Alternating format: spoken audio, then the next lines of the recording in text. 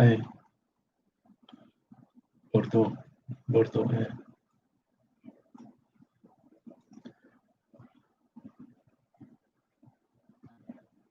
هلا بدي أعود أدور اللابتوب عندي على الويبينار.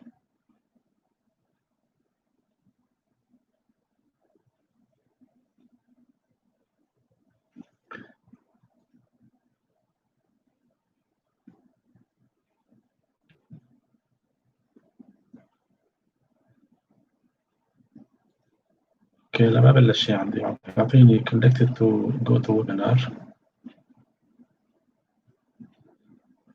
Your session should begin shortly. You can close this window now.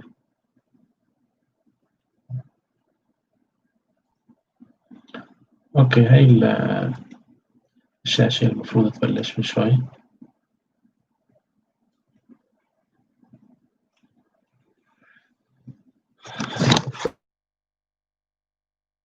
هيك اللي طالع.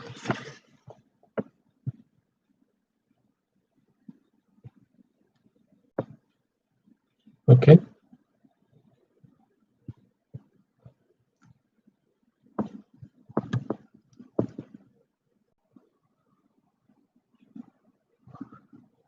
هلا عندك شيخ حبيبي،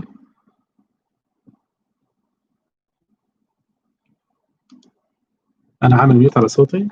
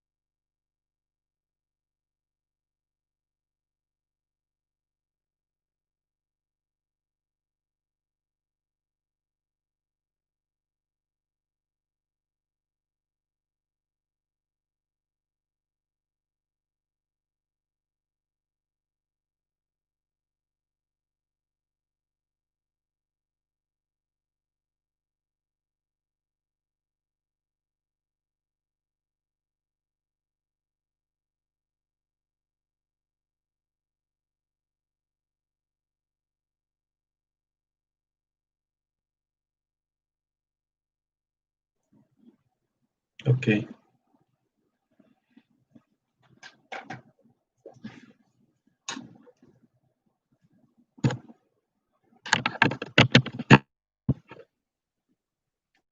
Testing, testing. Hello, testing. Testing, testing. Hello, hello, testing.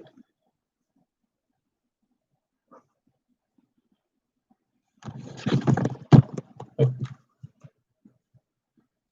اوكي، ما في مشكلة.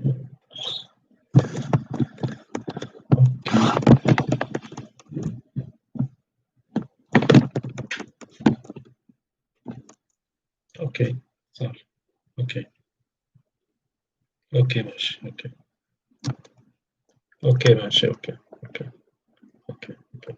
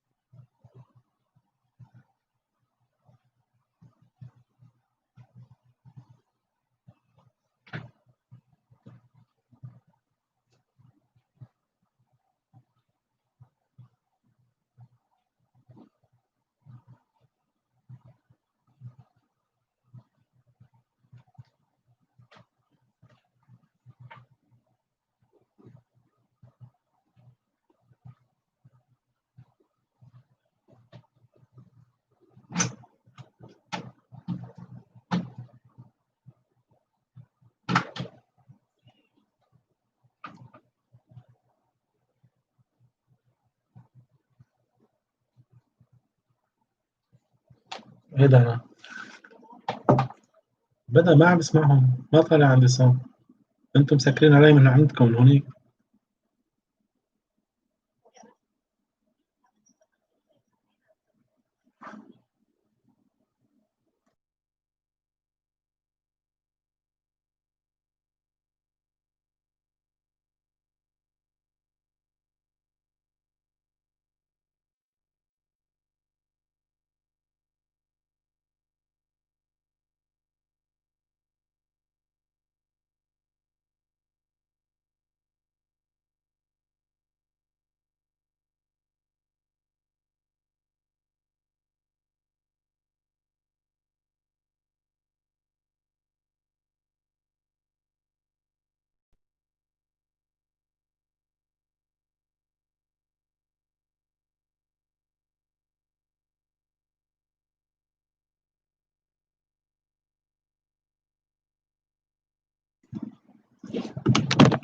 Okay, I'm ready now.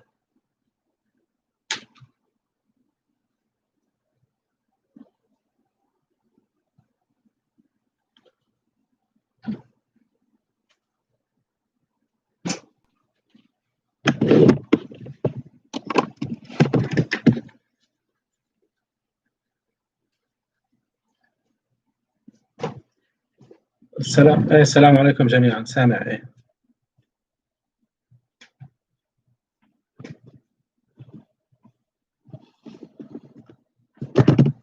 أوكي، أوكي.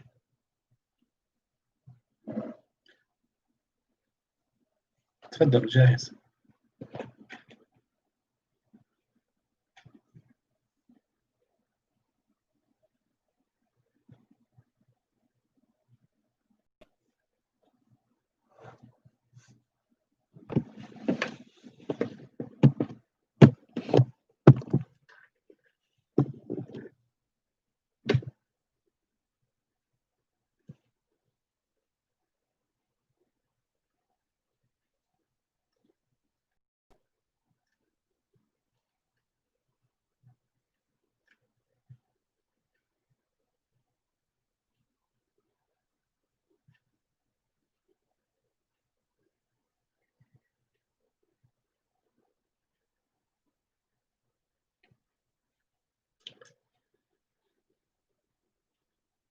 Sorry for the delay because of technical problems.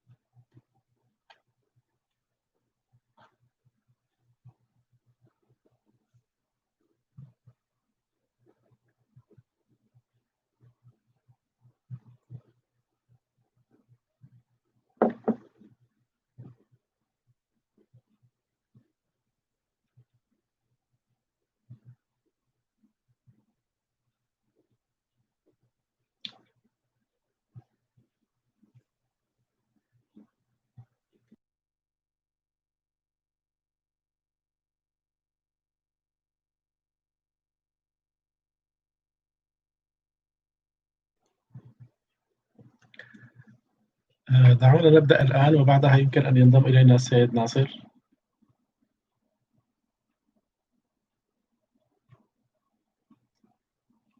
أصالة مو فاتحة الميكروفون من عندها، صوتها مو مسموع.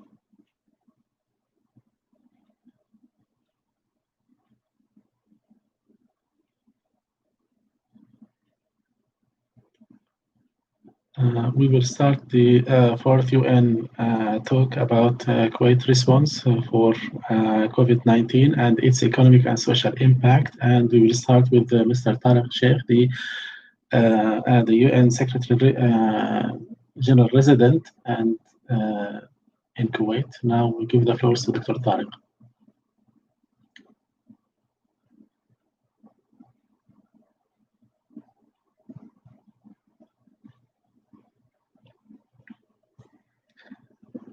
Peace be upon you all, and happy every year for you. And I am pleased to welcome the participants, representatives of the government of Kuwait, and Sheikh Habibi Al-Sabah from IOM, and also Dr. Abdullah Salim Rashidi from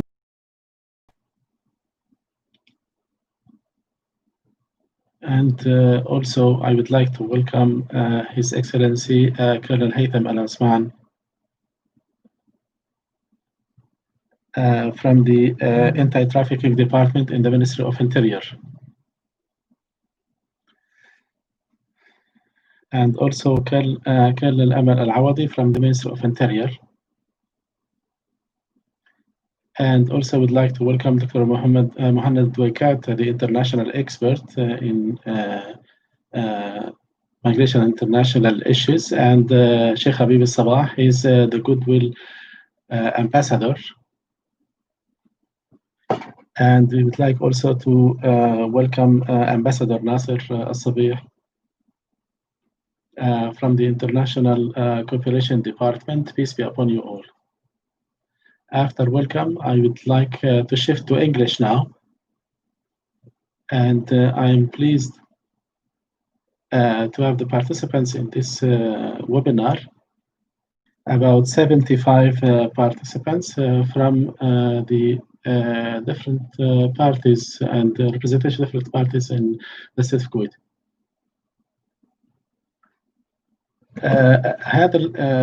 هذا الحديث أو حديث الأمم المتحدة هو من بين جهود مكتبنا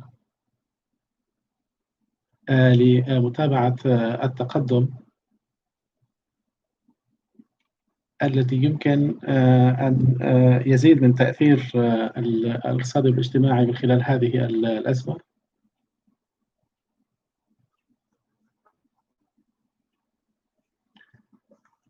وهذه المساهمة للمساعدة في استخدام الصوت مش واضح على فكرة. نعيد صوته عن الميكروفون، مش واضح صوته عن الميكروفون.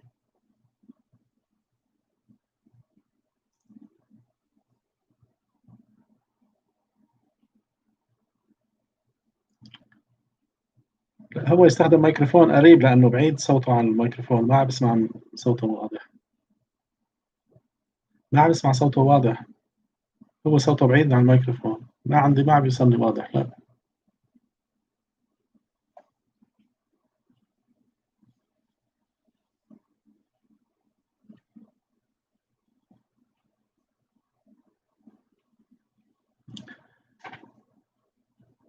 وباء كوفيد-19 أو جائحة كوفيد-19 له فيما يتعلق بالإجراءات المتعلقة بتبعات هذه الجائحة في فقدان الأعمال. الصوت عم بيقطع أنا عندي، ما مش واضح.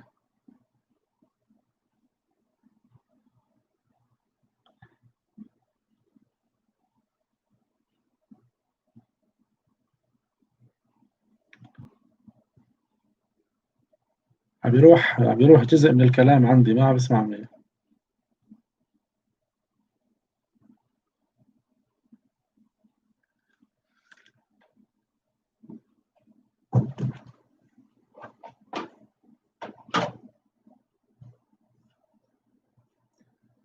بالنسبة لهذه الجهود من الحكومة،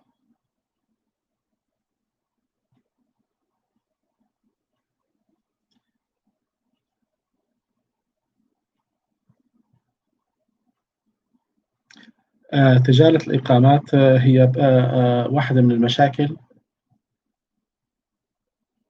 في صوت عم بيروح. لا أنا مش ما عم بيوصلني صوت واضح. إنه يمكن أحيانًا أن يتم خداع العمال في من خلال بعض الشبكات أو بعض الأعمال. الإتجار بالأشخاص أو تهريب الأشخاص عادةً يتقاطع مع أعمال المهاجرين. أحيانًا قد لا يتلقون الخدمات المطلوبة ويجعلهم في حالة استضعاف. حتى فيما يتعلق بالموقف المؤسسي الذي يعني بدوره بأنه يضعون أنفسهم في حلقة استضعاف كاملة. نود أن نعبّر عن لجميع أعضاء اللجنة المجتمعين اليوم فيما يتعلق بأن يكون لدينا أو في ضوء إجراء محادثات مثمرة فيما يتعلق باستجابة حكومة الكويت لتأثيرات COVID-19. وما هي الإجراءات التي يتم اتخاذها لمواجهة هذه التبعات.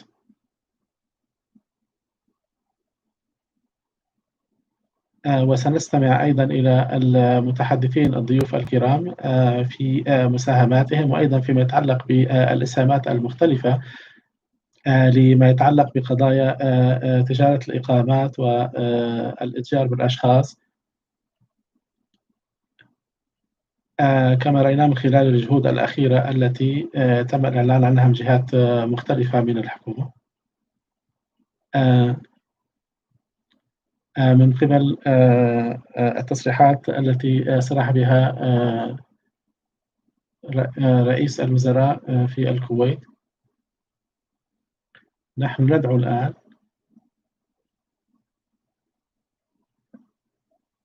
التي ندعم من خلالها كل الجهود التي تبذلها الحكومة فيما يتعلق بمكافحة الإتجار بالأشخاص، ونتعاون مع بعضنا من لدعم هذه الإجراءات والجهود. ونشكر جميع المتحدثين الضيوف الذين انضموا إلينا، ونحن سعداء بأن نقدم الدعم للكويت في هذه القضية من خلال الشراكات التي نجريها مع المنظمات والجهات المختلفة هنا. شكرًا جزيلًا لكم.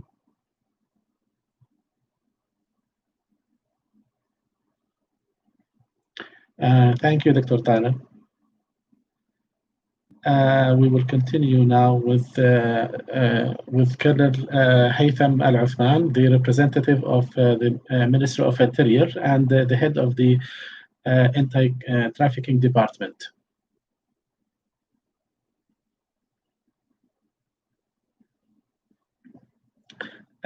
Thanks to Dr. Tariq Sheikh for his introduction. بس يكون قريب على الميكروفون شوي لأنه عم بيكون في مسافة وقت. I would like to extend the great thanks to the efforts exerted by organizers of this webinar, and thanks to all the participants and also the people in charge for focusing on this issue in order to achieve the desirable goals for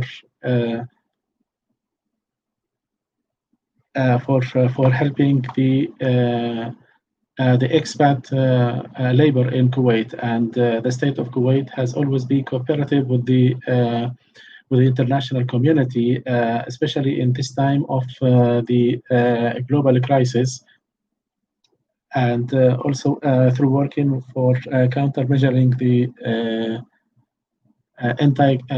anti-trafficking measures. And here we can recall the role of the state of Kuwait and the Ministry of Interior and other ministries, where they set their priorities for combating this crisis from the time of announcing the COVID-19 and responding to that by calling the violators of the residency law to facilitate their return to their countries, and also making sure to provide all the guarantees for their voluntary return to their countries, and where the state of Kuwait has borne all the expenses with regards to preparing for their travel to go back to their countries, and without making them paying or waiving any penalties and fines for them, and which is about 78 Kuwaiti million dinars, the total value of the fines. And this is actually a humanitarian action to be credited to the state of Kuwait for this initiative or for this move. And these measures are translation of mercy and the humanitarian nature of the measures of Kuwait.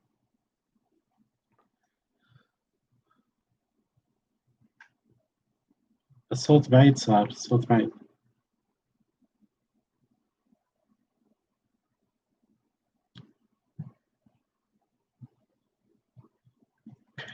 And under the FASA campaign, which was actually the contributions and donations from the people of Kuwait and the residents or expats for contributing to support the efforts taken by the Ministry of Social Affairs and Labor, and the donations about 9 million Kuwaiti dinars in total, which is about 28 million US dollars, and this is all under the directives and instructions of His Highness the Emir of the country. May Allah save him. Where under these circumstances, actually through the Ministry of Interior, represented by the Department of Anti-Trafficking, to conduct investigations and refer the cases to investigate in the cases. In cases of any violations before they leave the country, and the Ministry of Interior has provided all the personnel and the shelters through which they have been provided for support from day one till the last day before their departure, and trying to investigate any cases, suspicious cases of trafficking. And we identified several cases where we followed up on the investigation and referring them to the general prosecution in order to find out about the crimes of that. And in this occasion, I would like to express a great thanks to all the national efforts in this regard for the and the contributions for the response by the state of Kuwait to COVID-19, and for the effective contributions by the national citizens and residents of Kuwait. And thank you all. Thanks to His Excellency Colonel Haytham Asman from the Ministry of Interior. Now we give the floors to Pam and give the floors to Dr. Abdullah Al-Salim, the Director of Citizen Services. Please, Dr. Abdullah.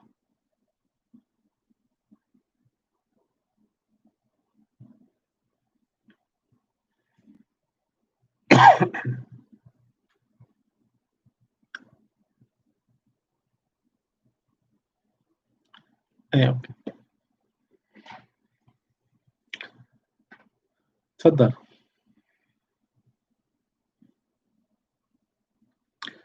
Peace be upon you all, and good afternoon to everybody. First of all, we would like to thank you for inviting us to join this UN talk under the State of Kuwait response to COVID-19 and its social and economic impacts or consequences on expatriate workers. And thanks also to the panelist speakers and to the representatives. And we express our wishes from PAM for all success. And driven by the Kuwait response, the state of Kuwait, like any other country, has always been pioneering in actually trying to find out about the adverse impacts of COVID-19, the economic impacts, and especially on the workers in the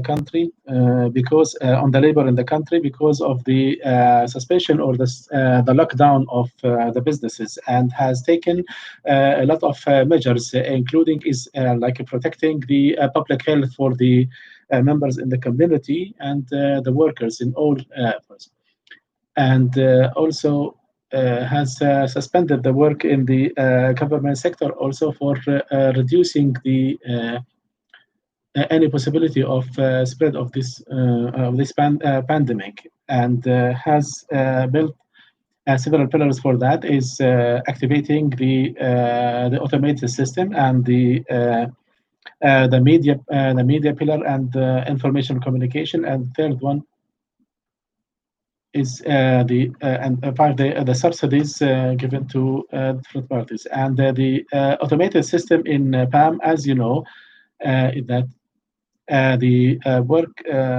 labor or employers need to visit or report to the department, while through the automated system for the employer to complete processing their papers and their issues with regards to the services delivered by PAM, like renewing the work permit and also issuing the first time work permit, and also registering the national labor transfer of labor, and the statistics that the beneficiaries of this automated system during the crisis time.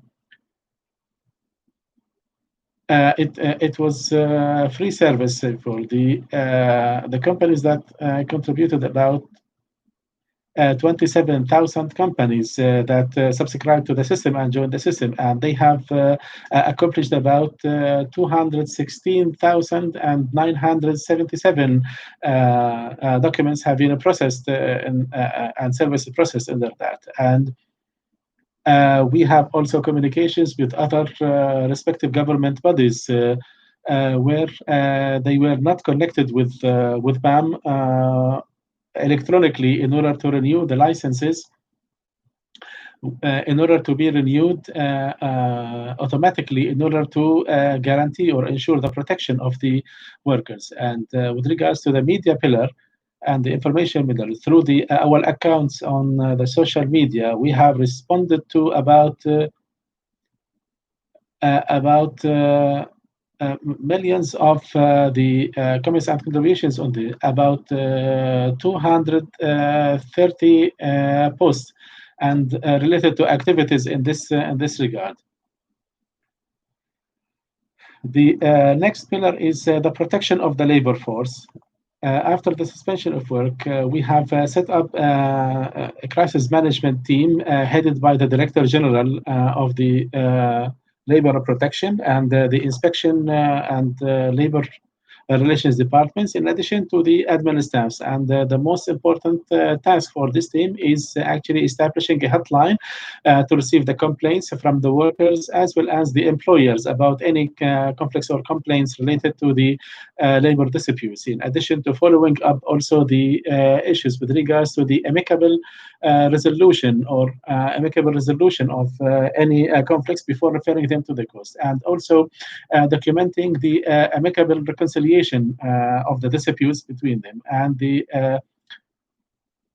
and also conducting inspections on the industrial and commercial enterprises in order to check on their compliance with regard, and also suspending some of the files of companies for not paying the salaries, and the humanitarian action with regards to renewing the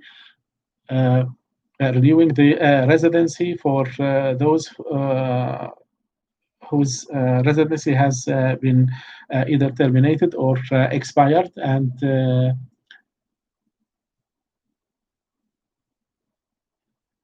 we could actually stop about 1,690 and so files or doses of companies, and all the measures which have been taken by PAM through the emergency and the crisis team, following the health instructions from the Ministry of Health, and also translating the instructions and guidelines from the WHO, and thanks for their efforts. And it is mentioned that Kuwait, the state of Kuwait, has signed an agreement with the United Nations and its agencies, which is the decent work program,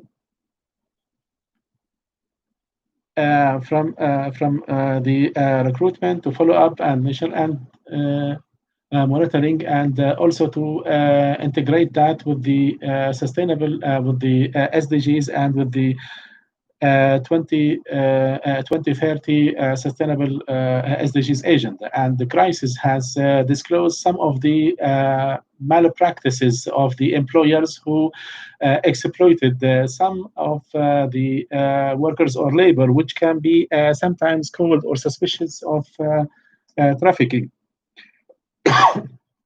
And a team established by the Prime Minister and the representatives of the government bodies, whose mandate was actually to investigate the cases of suspicious trafficking, which have been referred to by His Excellency Colonel Haytham.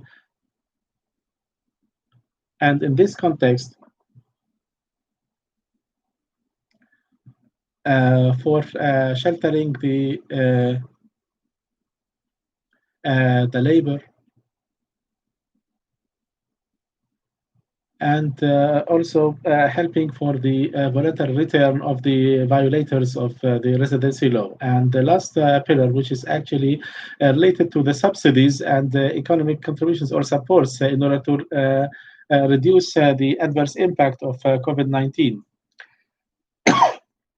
One is actually delaying the payment of the installments of interest and loans, and also giving the loan services for the industrial and commercial enterprises, and postponing the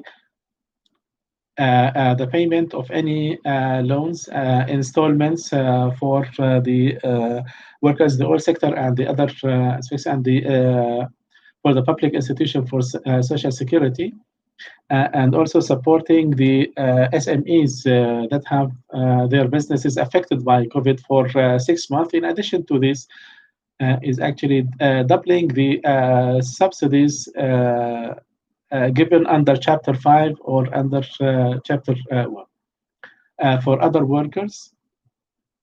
PAM has insisted on the employers to continue paying the salaries for the workers.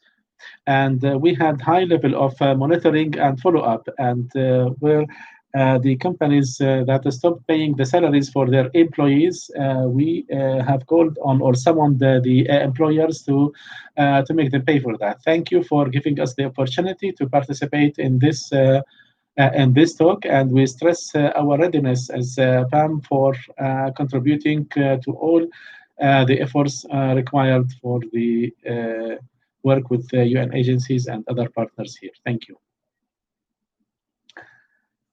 Thanks, Dr. Abdullah Salim Rashidi from PAM, and I would like now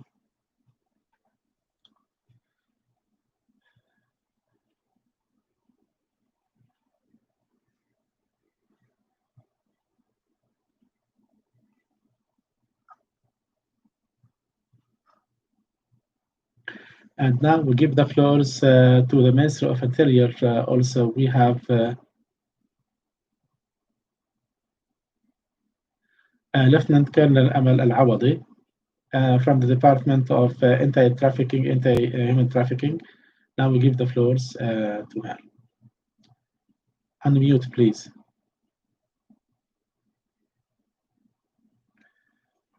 Thank you for giving us the opportunity and giving us the opportunity as the anti-trafficking department. Throughout this global crisis of COVID-19, we noticed that the role of anti-trafficking department during this crisis, we could follow up and investigate some of the criminal cases. And what we used to notice before is that the victims, they did not know that they were victims of trafficking. And during the time of COVID-19, where they were offered the shelters and knew that, and they started to know what were the signs or the indications of trafficking cases. And when they were informed about that and knew about their cases, which might be suspicious of trafficking cases, they filed complaints accordingly, and we refer that to the criminal investigation department. And we see here the number of cases identified have increased. So we could identify and we could inform the people there, and they became well aware of the cases of trafficking. The civil society organizations have played an important role in identifying some cases and reporting to us some cases, and where they draw to our attention to some suspicious cases of trafficking,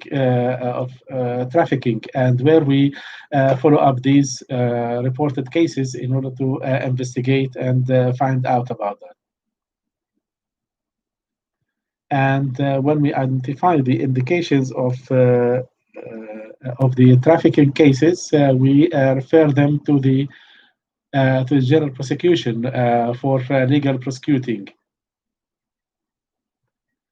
We referred 9 cases to the general prosecutions,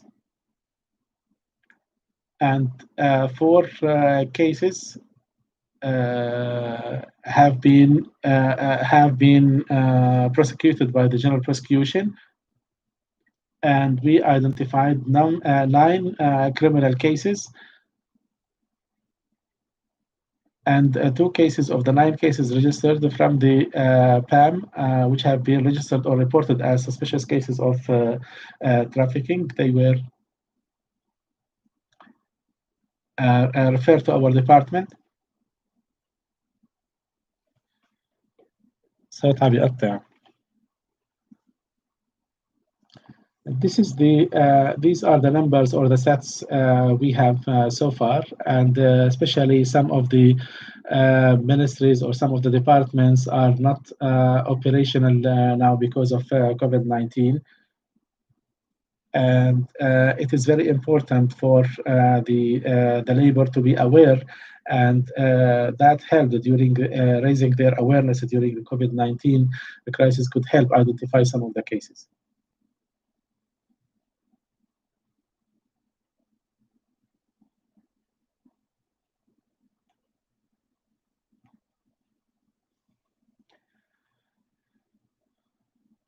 ما عاد في صوت.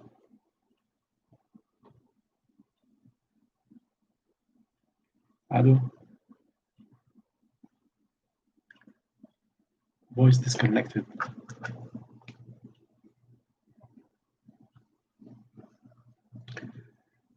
We apologize, there is a technical problem.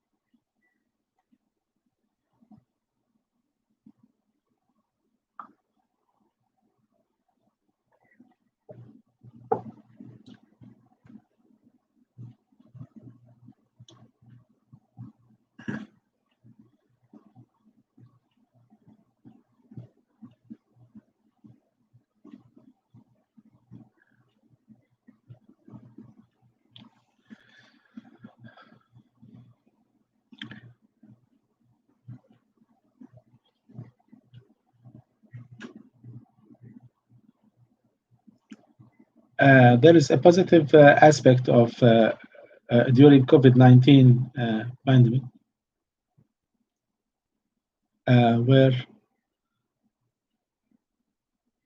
the Ministry of Interior could follow up some important cases, and very big guys in the business sector have been referred or brought to the general prosecution for their violations. So the law overrules everybody, and it's applicable to everybody, and we could identify some of the very important cases, and this is a positive aspect for the victims of trafficking. Some practices, some malpractices by the laborers, they were not aware of that it was against the law or a violation of the law,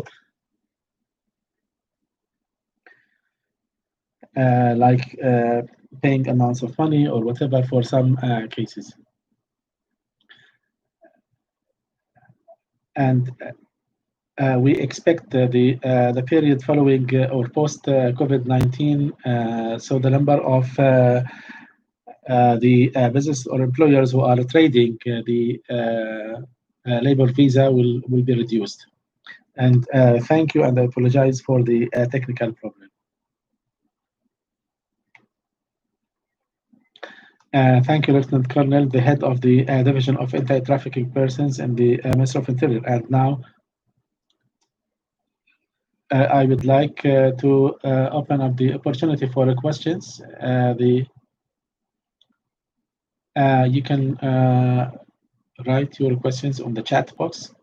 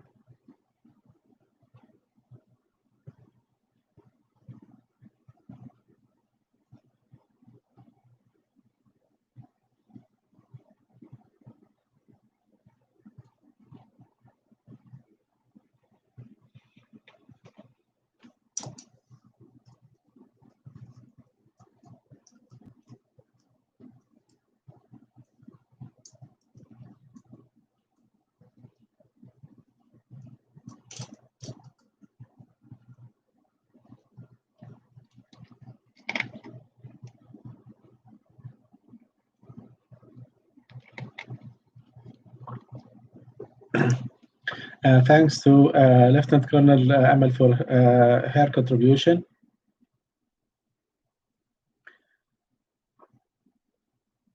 And this webinar has been organized by IOM.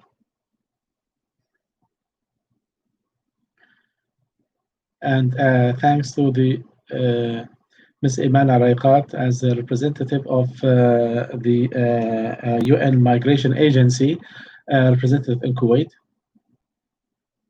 And if Ms. Iman welcomes, the floor is yours, Ms. Iman.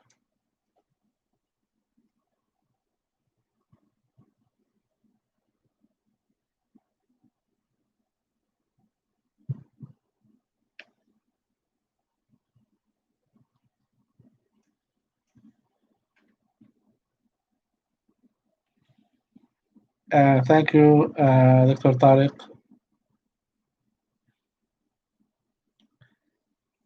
I would like to greet you all, a representative of the government agencies in the Ministry of Interior and our partners from PAM. And I would like to welcome the Ambassador of Migration, Sheikh Habib Sabah, and Dr. Dukat, and also their excellencies, the ambassadors and the participants for joining this webinar, which is very important,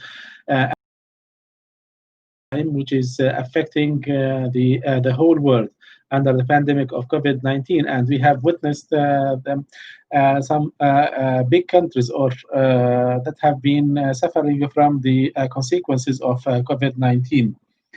And joining this webinar is actually signals the importance of the partnership as UN agencies and the effectiveness and efficiency of the response of the state of Kuwait from all the respective government departments into following up the consequences on the expat labor. And all the panelist speakers who reviewed quickly what the state of Kuwait has taken as measures and what their contributions or response. And the reason for being here on this webinar is actually sharing the experiences and to listening to the contributions and inputs from everybody, and to shed light also on the humanitarian and the leading role of the state of Kuwait in humanitarian action with regards to actually dealing with this pandemic. Thank you for participating, and again, the floor is yours. Thanks to Ms. Iman Araqab. There are some questions or contributions by some of the participants. The first question is from the Ambassador of Indonesia to the state of Kuwait, and we'll give him the floors now. To raise his question or make his intervention.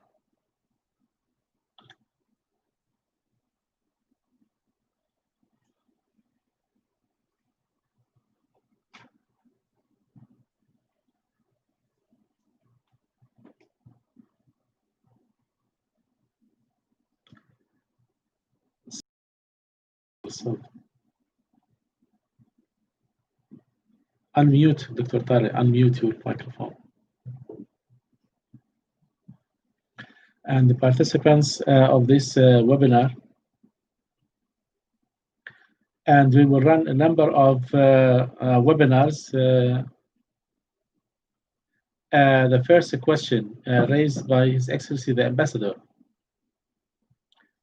Well, the government is giving some economic incentives for the expat labor whose contracts have been terminated or expired from the beginning of March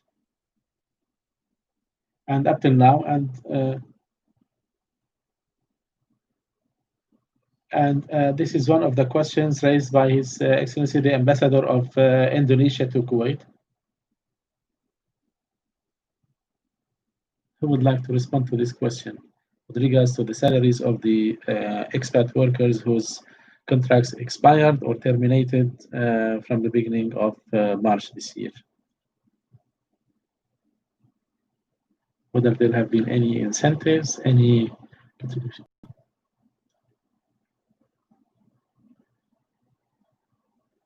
His Excellency Colonel Haytham Al Uthman is repeating the question.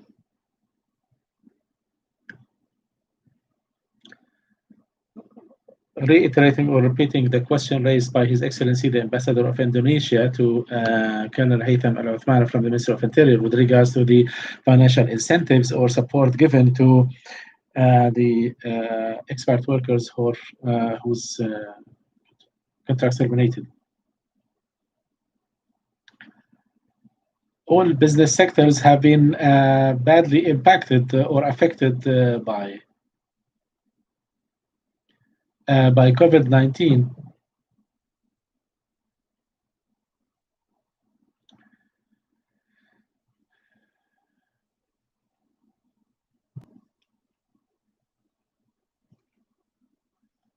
With regards to the citizens, their salaries have been ensured or guaranteed for 6 months, and delaying also the the payment of any loans installments for that. With regards to the expat laborers,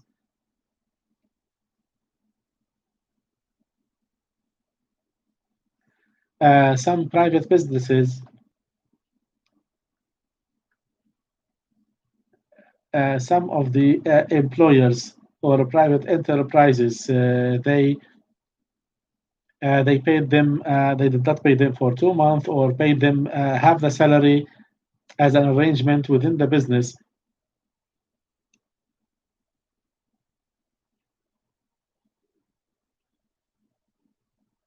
The state of Kuwait has guaranteed payment of the salaries for the nationals and the expat labor who are working in the government sector or the government contracts, and for the private businesses is actually under the each business on how they dealt with their employees.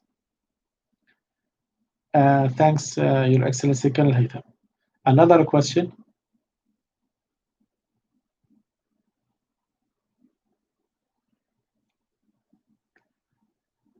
The question from to Pam with regards to the link for the complaints, it was not functional or activated,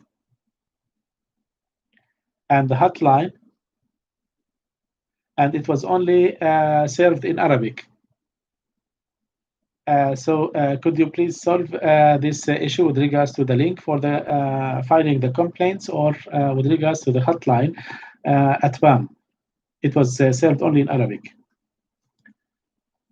دكتور عبد الله تشغل الميكروفون بعد إذنك.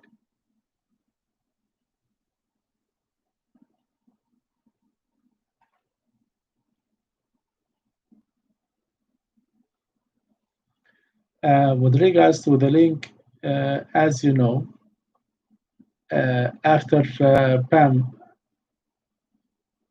or all the government bodies suspended work, we established the hotline, and the hotline is available on all our social media accounts and portals. And during the lockdown, if the workers they wanted to certain intervention in the isolated districts or areas, and I can provide him with the number.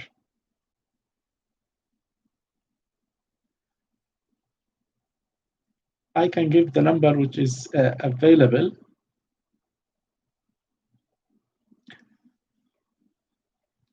The hotline is 96900 9600. Again,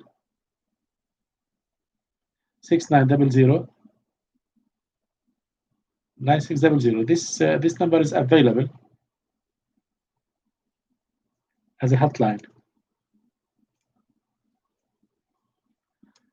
So they can be referred to our social media accounts where it is available in our social media accounts. Another question from Khalid Abu Shadi.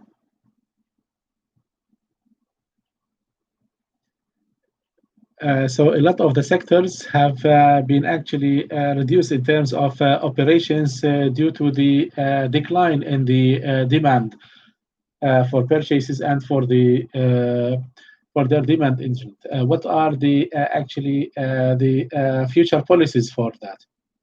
You know, the first priority is protecting the public health. So protecting your health is actually more important than protecting the material properties or things. So the decline in the operational ability. So whether it is with regards to the employment contract, if it is timed for a period or certain deadline or whatever, the employment contract is actually what we follow with regards to any disputes in this regard. And with regards to the recruitment policy, all the countries actually are reviewing their policies and evaluating their policies on phased processes for that in order to find out whether they need this labor or not, and logically to schedule kind of periodical or regular reviews of their recruitment policies. Thanks, Dr. Abdullah.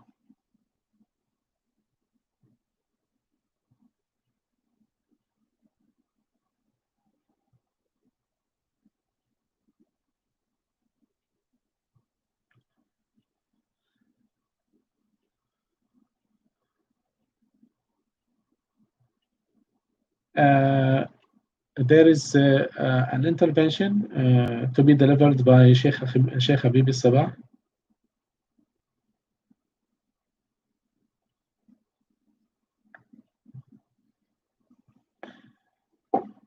هي سفيرة نوايا الحسن المنظمة الدولية للهجرة في الكويت ودول مجلس التعاون الخليجي.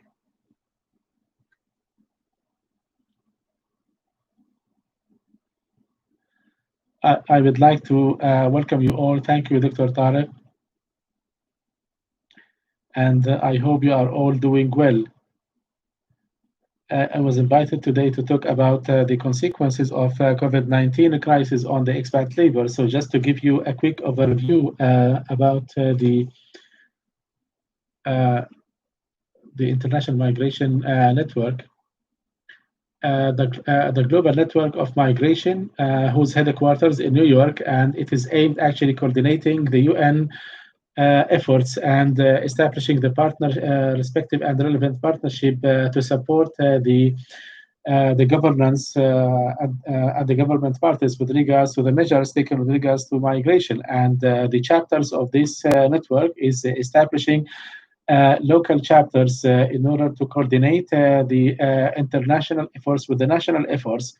And based on that, we launched the International Labor, the UN Migration Network, which works into supporting the government of Kuwait, and also dealing with the NGOs and the civil society organizations, the government bodies, and also a number of the stakeholders like the public sector and the private sector, and also the employers and representatives of the labor communities. And currently, the network, which is headed by UN Migration in the state of Kuwait, includes 9 agencies under the UN.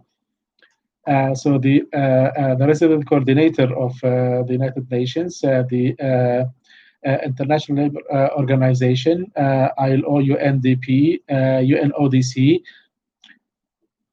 UN Habitat,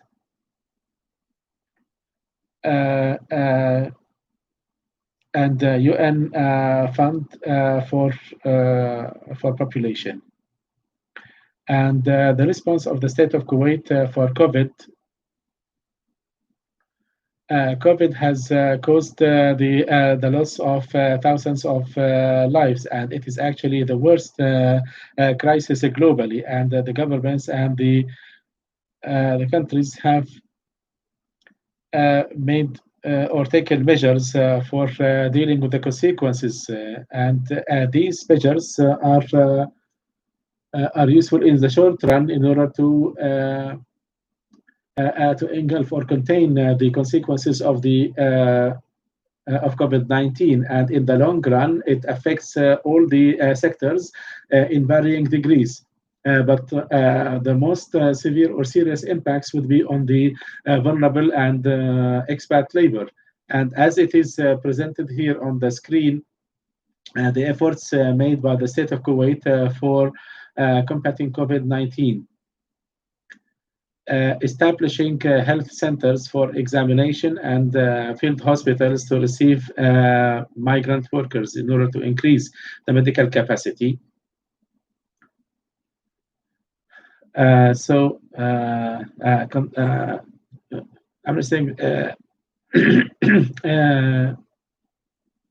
daily NAP swaps about more than 3,000. Amnesty extended to irregular migrant workers to return to their countries of origin, inclusion of fine exemption and coverage of cost to return, and about 42 shelter centers allocated to the host Amnesty beneficiaries until their departure from the state of Kuwait, and also raising health awareness to prevent the spread of COVID-19 in migrant workers' residential areas by spreading messages in multiple languages via drones and on social media, and thousands of meals distributed to the workers. With regards to the social and economic consequences of COVID-19 on expat labor, it has actually affected all the business sectors where the measures for combating COVID-19 and the lockdown has led to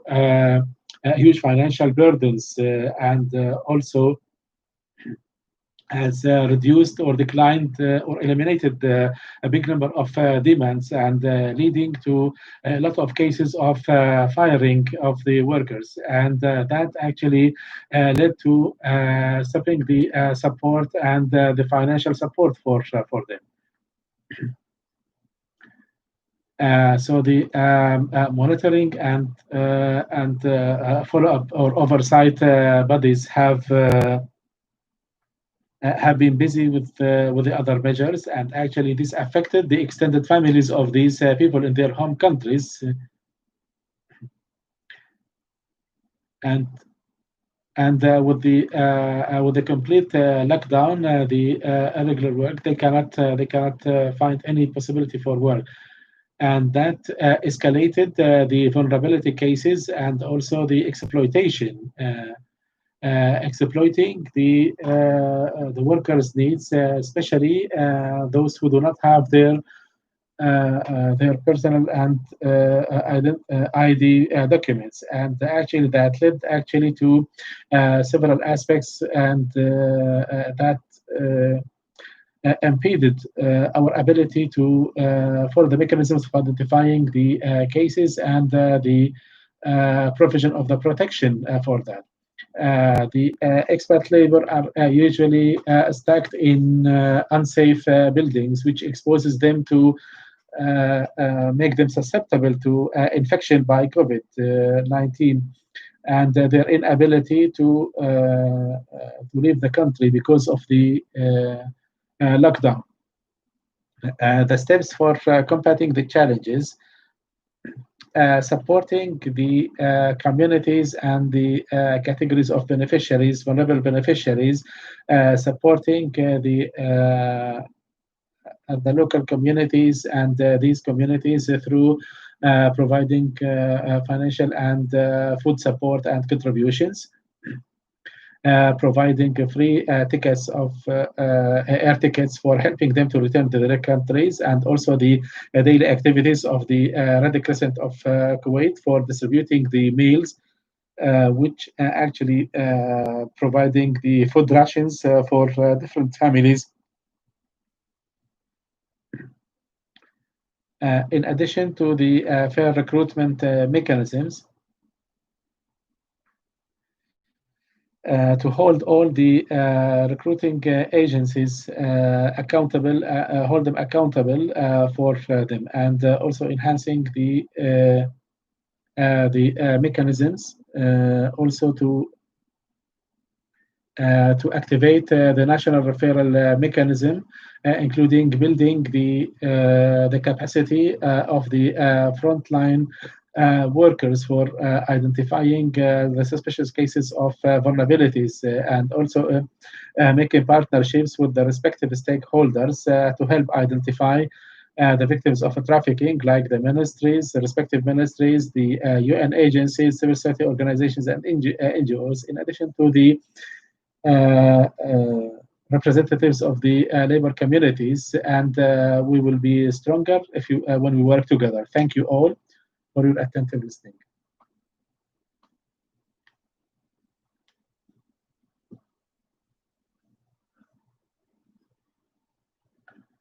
And now we will give the floors to the His Excellency, the Ambassador Nasser Sabih, the Undersecretary of the Ministry of Foreign Affairs for the International Cooperation. The floor is yours.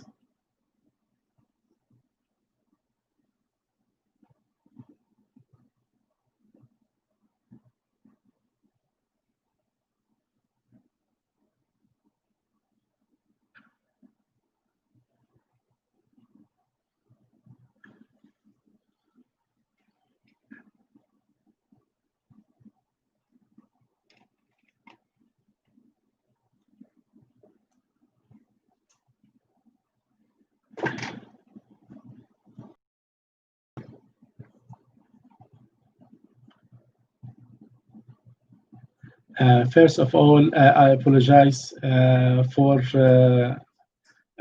joining late to this webinar.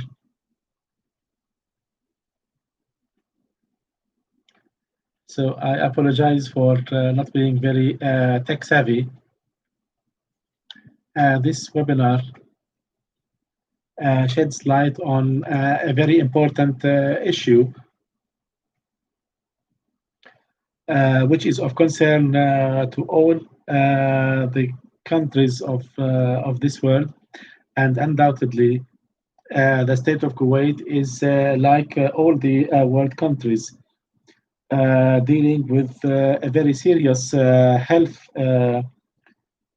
issue, which is unprecedented, and no country in the world which has the treatment or the cure or the sound methodology or mechanism for dealing with that. So therefore, the state of Kuwait, in collaboration and coordination with the other countries, to deal under the principle of prevention is better than treatment.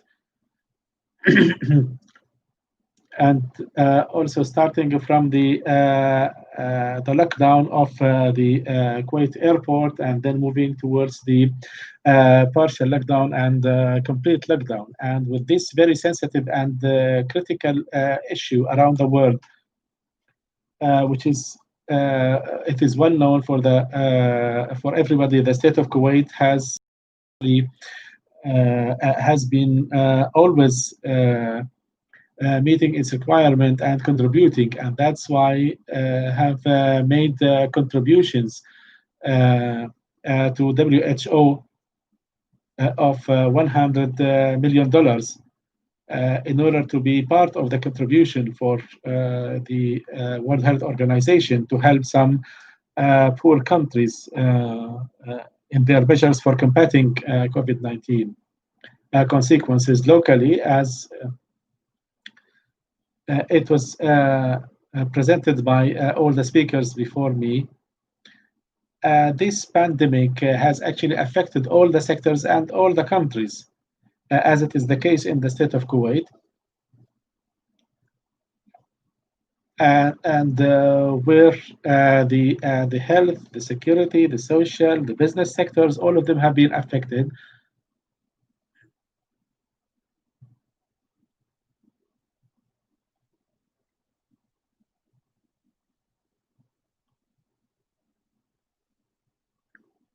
Therefore, the plan from the beginning for the response was actually open to providing the services not only to the nationals, but to all the people living in the state of Kuwait.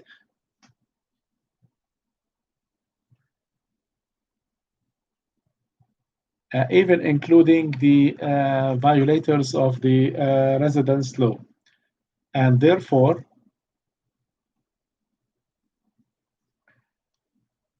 and some of my of the previous panelists have mentioned some aspects of the aspects since till the date of the 31st of May. So the humanitarian efforts contributed by the state of Kuwait for relieving the impact on the expat labor. And here I would touch upon the financial contributions for the people who have been affected by that, about 5,500,000 and providing about 2 million meals in addition to the healthcare for 26,000 residents who come from more than 80 nationalities available in Kuwait, and the services provided through the more than 12,000 of volunteers, providing free of charge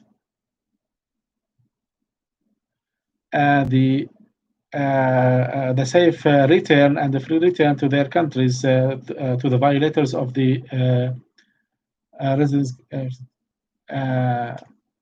Several thousands of people coming from 50 countries. No doubt, a lot of the countries are playing their role. We might not have the same mechanisms for that. Therefore, the efforts of the state of Kuwait has always been and will continue, given that the state of Kuwait is the state of the rule of law and also a humanitarian country, to contribute and to provide the best services. So under the principle of what might be possible to be provided. And as I mentioned, this is unprecedented pandemic, which is actually overburdening and overwhelming to all the available capacities and working together to provide through the coordination of the government and the public or the civil society efforts.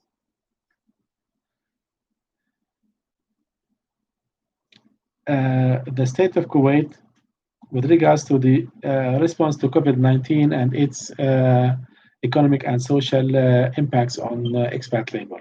That was an overview of what we had. Thanks, Your Excellency, the Ambassador, for your presentation. And also great thanks to the state of Kuwait for the prompt response, which is under a clear strategy for coordinating all the contributions and the response efforts. In the way where all the government bodies, and thank you, Your Excellency.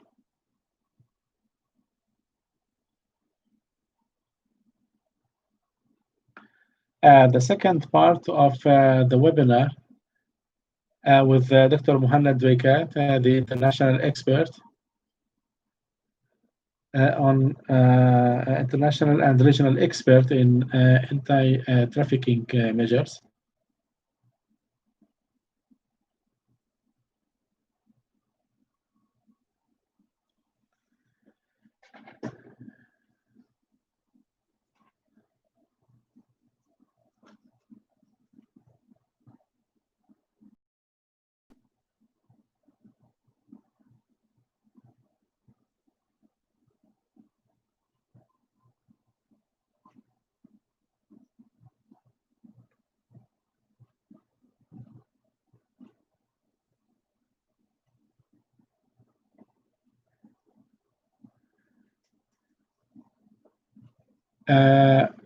Let me first of all to communicate the greetings from Dr. Hatem Ali, the head of the GCC office for NODC, and also to extend the thanks to Dr. Tariq Sheikh, in addition to greetings to Ms. Iman Arayqat. We have been working with her for a long time, and also to the state of Kuwait, to their excellencies, the representatives of the government bodies joining us in this webinar in order to talk about the COVID-19 impacts on the cases of trafficking in the region in general, or with regards to, in particular, to the state of Kuwait?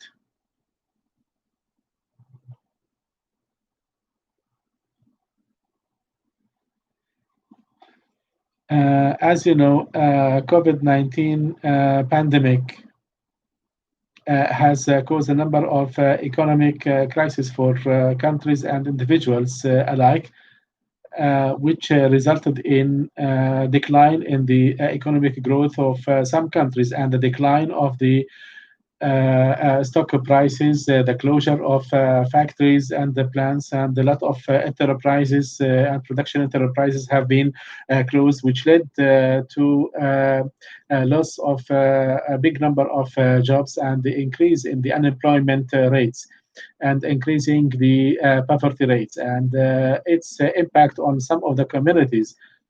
But the impact on trafficking cases that came from a number of aspects or perspectives. Some measures with regards to some countries have to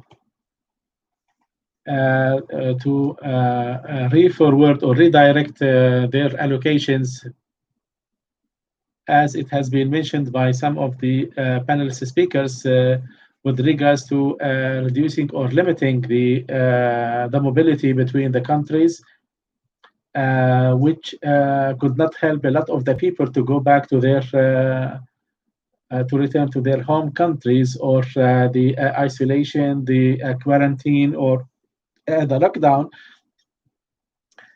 which actually impeded them from doing their daily businesses, and that some countries have imposed some constraints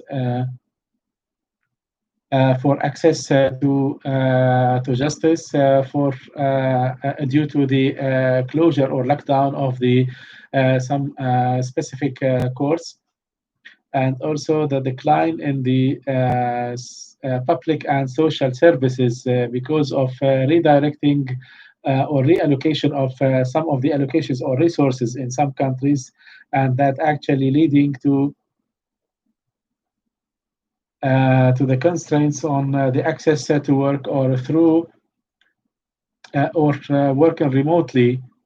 In addition, also to closure of some of the care centers to avoid any possibility of the spread of the pandemic, especially of the people who are taken care of in such care centers. All that impacted the weakness of the protection system, and the support to the and the fear and the pressure or stress by the workers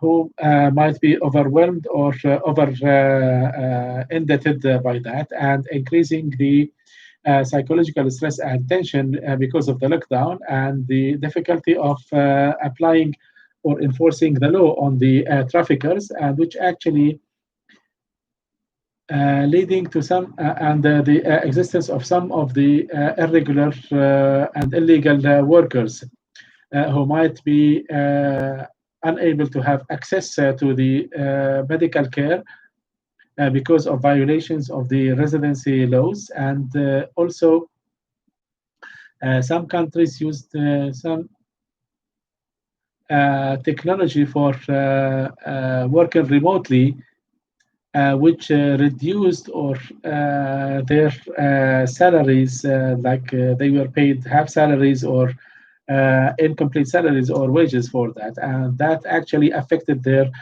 money remittances and transfers to their extended families, or probably paying some accumulated debts.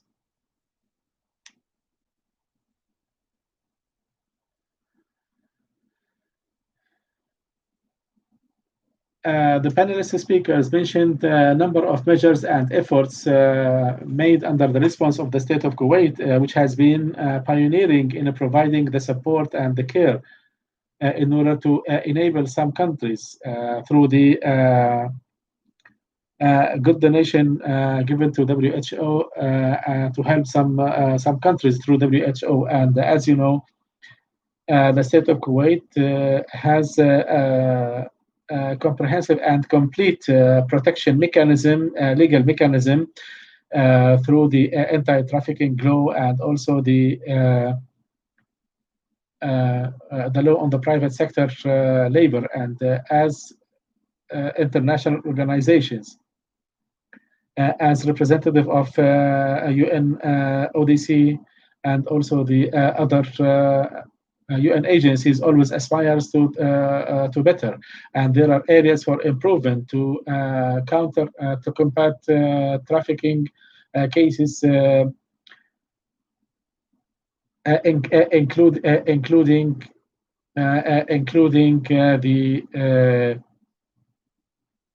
the safety social networks, especially some panel speakers mentioned that some violations which might actually be suspicious cases of trafficking, and raising the awareness in all the stages of recruitment and employment, starting from the country of origin, and even with regards to the return,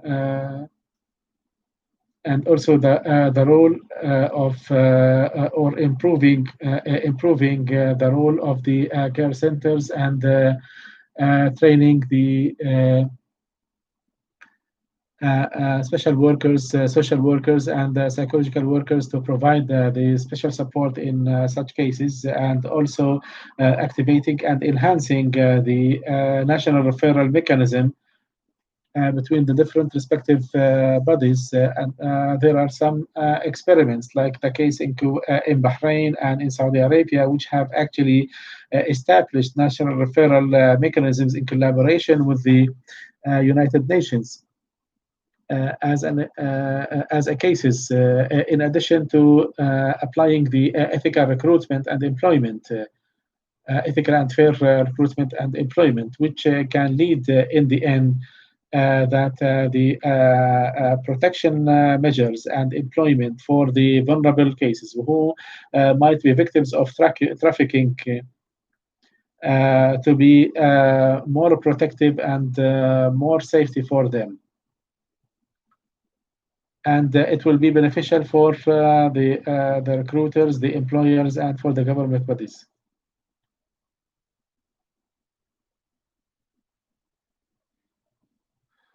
In addition to improving or developing the criminal justice system through the legislative system available, which actually can enhance the technologies in the litigation measures, which through working with the UN agencies in charge of the transnational transborder organized crime, and also utilizing the ICT for facilitating the litigation procedures.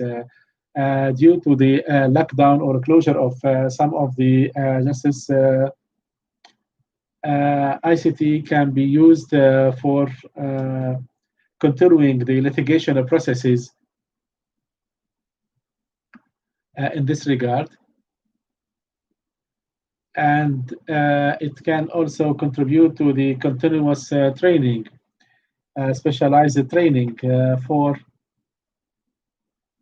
the investigations in the organized crime, and using the ICT for communication between the traffickers and the victims of trafficking, and also the remote litigation procedures.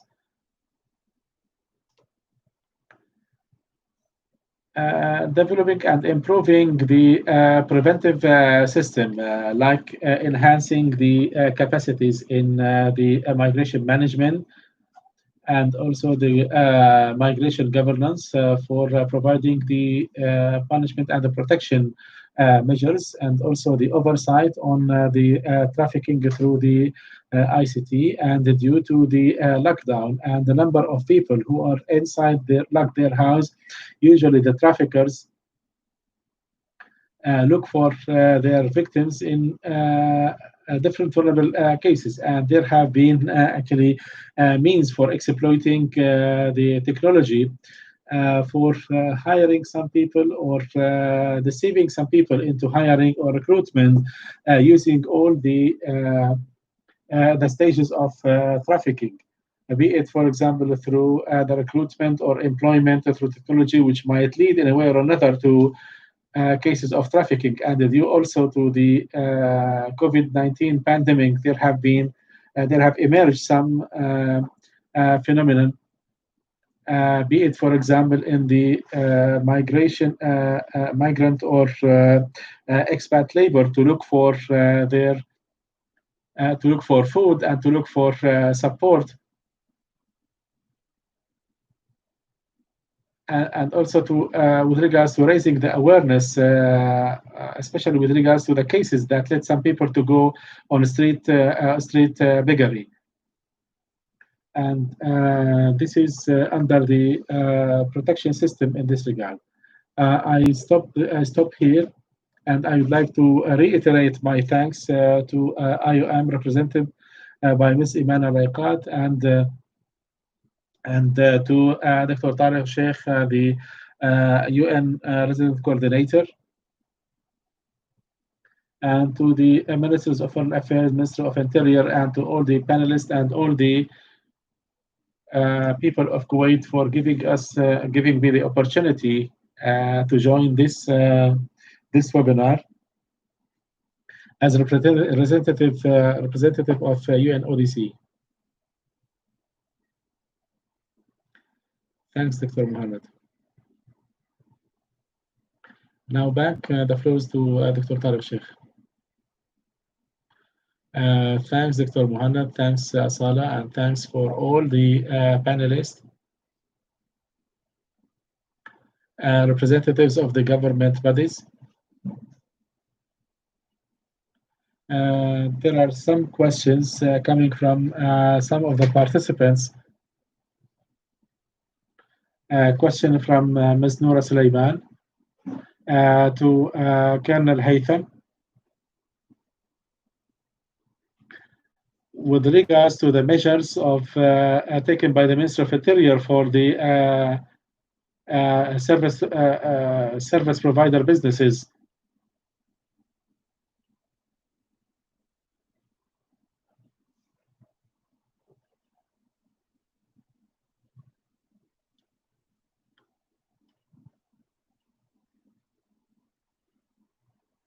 another question is from Richard Lewinsky from ILO. The question to Colonel Haytham Al-Uthman about the number of workers who benefited from the exemptions of the fines and the facilitation of the return to their country.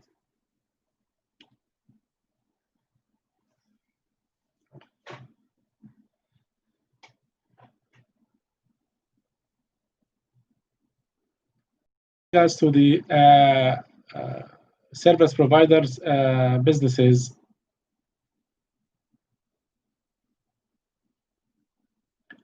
so according they will be reopened in phase 5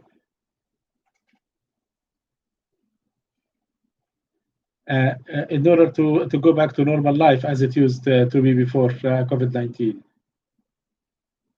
With regards to the beauty salons or the hairstylists, to avoid any possibility of the spread of COVID-19. We are monitoring the cases of where some service providers have actually turned their homes to be the beauty salons or the service providers, because they are violating the health instructions and the security measures for that.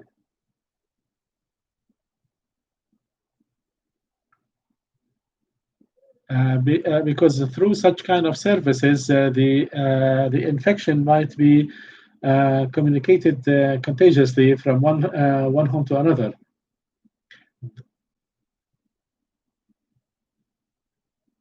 about 20,000 workers benefited from the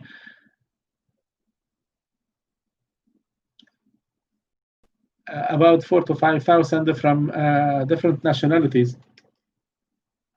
It is more than 20,000 workers who benefited from the amnesty and the exemption law for the funds. Thanks, Colonel Haytham, for this for his contribution. I would like to raise the question to all panelists and to our colleagues in the United Nations agencies. Are there any programs to supporting the victims of trafficking? If we can actually address some of the initiatives.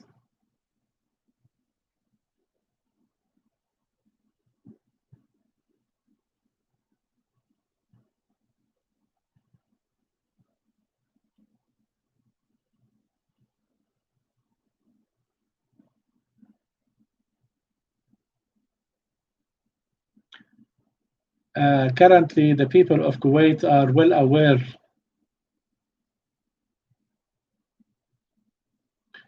now. The level of awareness with regards to trafficking cases and trafficking businesses, and what will be the consequences of any involvement in such cases or such violations.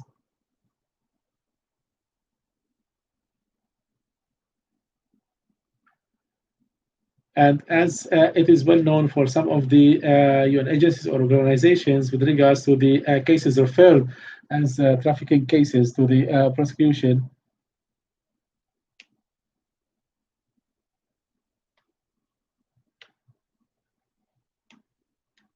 and we have been working hand in hand with the criminal investigation departments with regards to following up these suspicious cases of trafficking, and where some cases have been referred to the general prosecution and prosecute legally. And especially with regards to the vulnerable workers affected by that. And we always monitor and follow up all the suspicious signs that might lead to trafficking cases.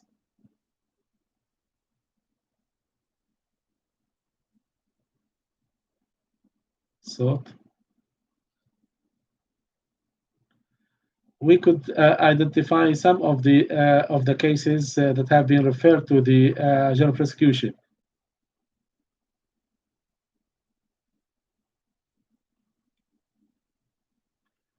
And there is a future plan for following up such kind of suspicious cases through raising the awareness, which is very important aspect, which will help us combat this trafficking crime in the future. Thanks, Your Excellency, Colonel. Dr. Abdullah.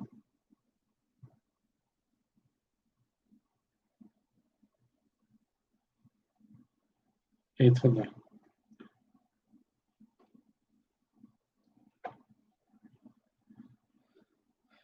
With regards to your question about support provided to the victims of trafficking, I would like to thank IOM and the UN agencies for their participation and contribution or engagement in a number of activities that help coordinate the efforts. First of all, I would like to the collaboration with the IOM, with the respective government bodies to facilitate the return of about, in order to be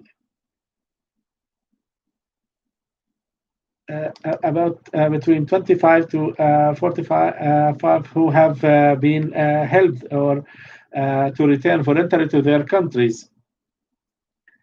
IOM is a key partner to us that have helped us to work on adopting the law, developing and adopting the law of the national referral mechanism, and their contribution have been very crucial and significant and we cannot thank them enough for that. Our collaboration with the IOM is continuous.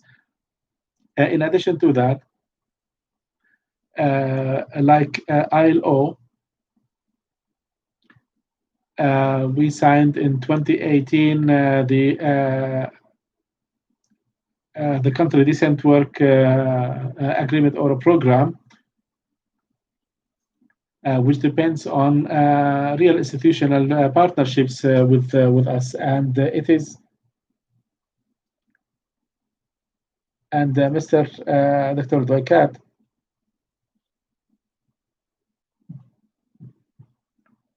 and with Judge Hatem, we met with them last October.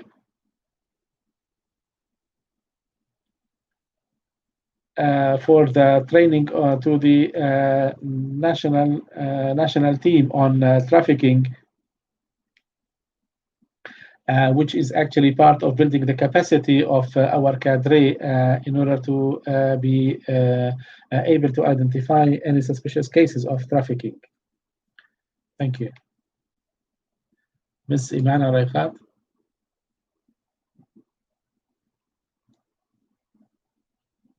This is a very important question. Thanks to Dr. Abdullah and Colonel Haytham for they mentioned, because they shed light on the efforts of the state of Kuwait in collaboration with the IOM. I would like to stress that the voluntary return and reintegration program in collaboration with BAM and the Ministry of Interior and under the auspices of the Ministry of Foreign Affairs, we have helped actually the return of more than 450 people who are victims of trafficking. And this is a good contribution and good work from the state of Kuwait, and to help them reintegrate in their local communities in order not to be re-trafficked or re-victimized. Awareness comes as number one. We have worked with a number of ministries and agencies, the Ministry of Interior, Ministry of Foreign Affairs, BAM, and other respective agencies to run awareness campaigns with regards to the to how to identify the victims of trafficking, and also raising the awareness of people. A number of malls and centers here in Kuwait over the last 4 years, which have been resonating very well and liked by people. And we had also polls and the questionnaires by the shoppers there in order to check their awareness about trafficking. Like working, for example, on actually developing some of the laws and establishment of the anti-trafficking department, establishing the shelter, and a number of the laws that have been developed in collaboration. There are a number of things which are working hand in hand and in collaboration and partnership between IOM and the government respective bodies in order to protect the trafficking victims. And we will continue our work during the COVID-19 pandemic and also post-COVID-19, also to work on the national referral mechanism, which connects all the respective bodies in the state in order to identify the cases, facilitate the return, and provide the support to them. Thank you. Lieutenant Colonel Amal Awadi would like to add anything?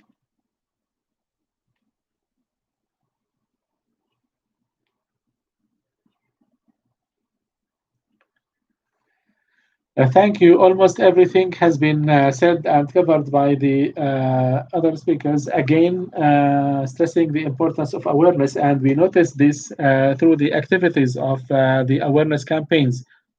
Because lack of awareness was one of the major impediments for helping us proceed in our work and helping people identify such cases, especially with regards to the awareness of the workers and the victims themselves. They were not aware of their rights and duties. In collaboration with IOM, in training courses and capacity building activities, especially with regards to building the capacity and developing the performance of the staff members and the cadre, which helped improve the performance of the employees and the staff members in the Ministry of Interior under these respective departments, especially with regards to the identification of any indications or signs of trafficking cases. Thanks. We are all pleased in the UN agencies to work together on the capacity building activities and the training programs with regards to trafficking or any other aspects.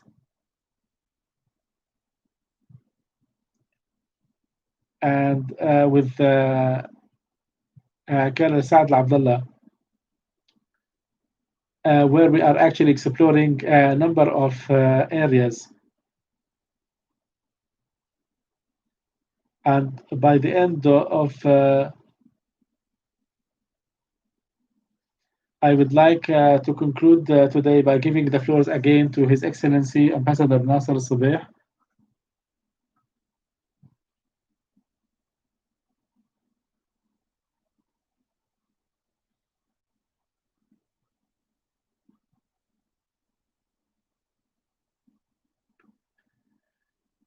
After thanks and appreciation to you and to Ms. Iman Al-Raqad for organizing this webinar collaboratively.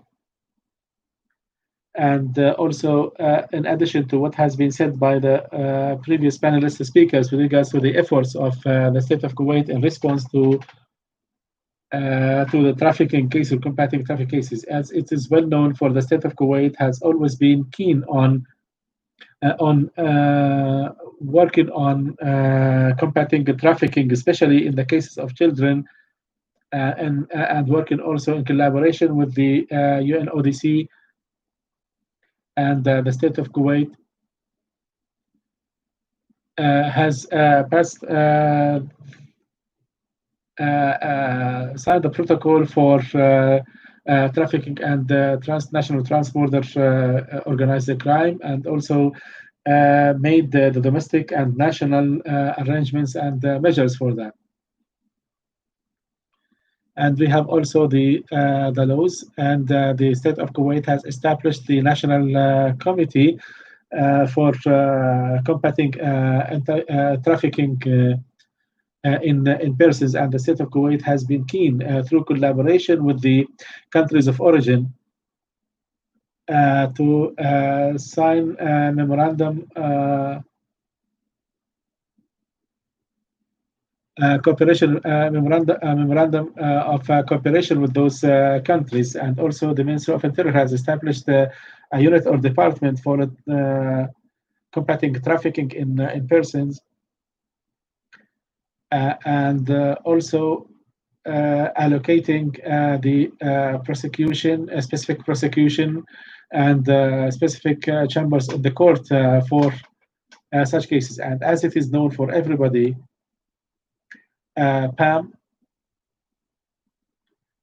has established the one for humanitarian action, which has been highly appreciated by all the UN agencies for protecting human rights. And we are establishing the shelter. He's referring to the shelter here for the affected women or female workers. And we are working on establishing a center for male workers who are affected by trafficking cases, and which has been highly appreciated by the and it is actually described as an example to follow across the region.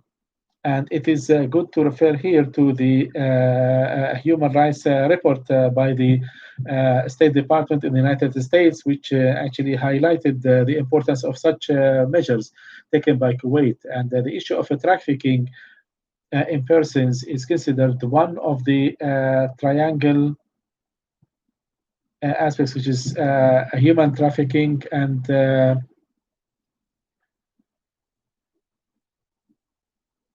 and drug trading and weapon trading as one of the triangle aspects or angles for gaining huge illicit illegal money. And the countries of origin of the workers have responsibilities to take the legal measures in this regard towards their subjects and nationals. The trafficking in the state of Kuwait is not a government approach or something actually covered or sponsored by the country. Is actually malpractice by some employers or brokers and workers, and usually, unfortunately, the mediators come from the same nationality, and based on that, such kind of phenomenon does not mean that there is a utopic countries or the best country in this regard, but actually to differentiate between the mistake and the sin, and between the different crimes, scattered crimes here and there, or actually systemic policy by some countries. And the state of Kuwait has always been keen on being transparent on dealing with such cases. Thank you, Dr. Tariq. And thanks to Ms. Araiqat, and thanks to all the panelists and in this webinar. Peace be upon you all. Thank you, Your Excellency, the Ambassador. And as I referred, all the UN agencies especially with such cases of crisis which is not affecting one specific country. The United Nations represented by IOM and ILO and UNODC, they have the infrastructure and the expertise and the capacities to help the countries in the region.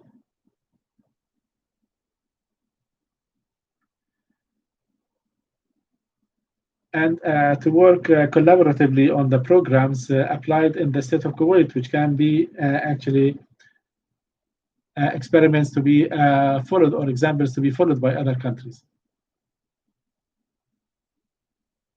To reduce the possibility of trafficking cases. And we always work to support all the great honest efforts to respond in collaboration with the Human Rights Commissioner. And we would like to thank all the participants as represented from the government of Kuwait and the Goodwill Ambassador Sheikh Habib Sabah and all the participants and the ambassadors and our colleagues from the UN agencies and all people who are interested in this issue. We would like to invite you again later to join another webinar on that. Peace be upon you all. Thank you.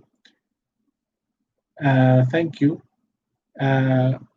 The Minister of وزارة الخارجية، وزارة الداخلية، الهيئة العامة للقوى العاملة، والسادة سفراء سفيرة النوايا أو النوايا الحسنة ما يتعلق بشؤون الهجرة لدول مجلس التعاون الخليجي، الشيخ حبيب صباح، ومنظمة الهجرة، منظمة العمل الدولية، والسادة السفراء. شكرا لكم لمشاركتكم ولحسن انتباهكم حول هذا القضية، ونتطلع للقائكم بورش أو لقاءات قادمة. وشكرا لكم لمشاركتكم الفعالة. أتمنى لكم التوفيق والسلام عليكم.